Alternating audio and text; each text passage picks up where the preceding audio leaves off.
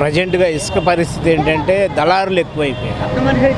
ఇసుక అయితే ఫ్రీగా టన్నుకి 250 230 రూపాయలు ఇస్తున్నారు, బాగానే ఉంది.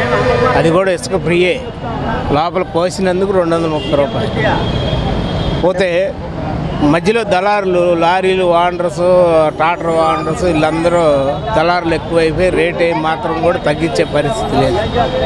అది కంట్రోల్ చేయాల్సిన బాధ్యత ప్రభుత్వందే. ప్రభుత్వం పైగా నిత్యావసర వస్తువులు ఎక్కువ ధరలు పెరిగాయి, బాగా 20 రూపాయలు 20-30 రూపాయలు పెరిగింది ఒక్కొక్క కేజీకి. ఏదైనా కానీ పప్పులు కొన్ని, నూనె కొన్ని, నిత్యావసర ధరలు వాటి మీద నియంత్రణ చేయాల్సిన బాధ్యత ప్రభుత్వం. గవర్నమెంట్ ప్రాసెస్లు అన్నీ పర్వాలేదు. ఈ పథకాల విషయానికి వస్తే పథకాలు పెద్దగా కొన్ని కట్ చేయాల్సినవి కూడా ఉన్నాయి. వాస్తవంగా లెక్కేసుకుంటే అవి కట్ చేయాలి కూడా. అంటే చంద్రబాబు నాయుడు గారు కూడా అంటా ఉన్నారు కదా, సూపర్ 6 పథకాలు చూస్తుంటే నాకు భయం వేస్తుంది అంటూ కూడా అసెంబ్లీలోనే చెప్పుకొచ్చారు ఆయన.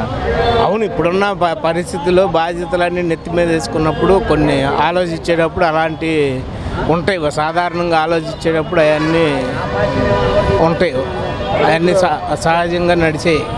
కాబట్టి పథకాల విషయానికి వచ్చే వరకు కొన్ని ఎత్తేయాల్సిన పథకాలు చాలా ఉన్నాయి. అధిగమించిన పథకాలు ఇచ్చి చాలామందిని సోమారబోతులుగా ఖాళీగా తిప్పే పరిస్థితి రాష్ట్రం మొత్తం. ఇప్పుడు ప్రజెంట్ ఇసుక విషయానికి వచ్చినట్లయితే ఇసుక ఎట్లా అమ్ముతున్నారు అంటే ఇప్పుడు బ్లాక్లో అమ్ముతున్నారు అని చెప్పేసి వైసీపీ గవర్నమెంట్ చెప్తా ఉంది.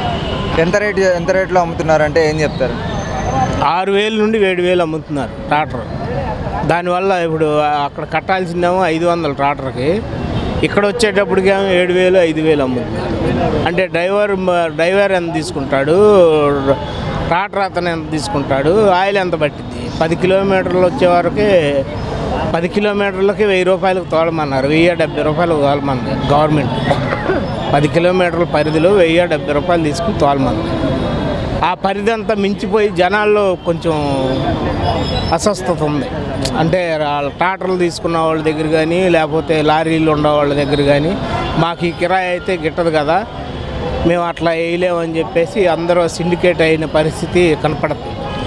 అంటే గత ప్రభుత్వంలో మీకు ఇసుక ఎటువంటి ధరల్లో లభించేది, ప్రజెంట్ ఇప్పుడు వచ్చిన తర్వాత దానికి దీనికి ఏం డిఫరెంట్ లేదు. డిఫరెంట్ లేకపోవటానికి కారణం ప్రభుత్వం తగ్గించిన మాట వాస్తవం. ప్రభుత్వం అయితే ఒక పాలసీ తీసుకుంది, కానీ మధ్యలో ఉన్న దళారులు మాత్రం తగ్గించే పరిస్థితి కనపడతలేదు. దాని మీద ఫోకస్ పెట్టాల్సిన బాధ్యత ప్రభుత్వానికి ఉంది. అంటే గత ప్రభుత్వంలో పడిన ఇబ్బందులే మళ్ళీ ఇప్పుడు కూడా పడుతున్నారంటారా? అవును, వాస్తవం. ఎందుకు పడుతున్నారనేది జనంలోనే ఆ రెవల్యూషన్ ఉంది. జనంలో ఉన్నదాన్ని ప్రభుత్వం పాలసీ మీద నడతం కరెక్ట్ కాదు. ప్రభుత్వం దాని మీద ఒక నిర్ణయం తీసుకోవాలి. అది ఓకే.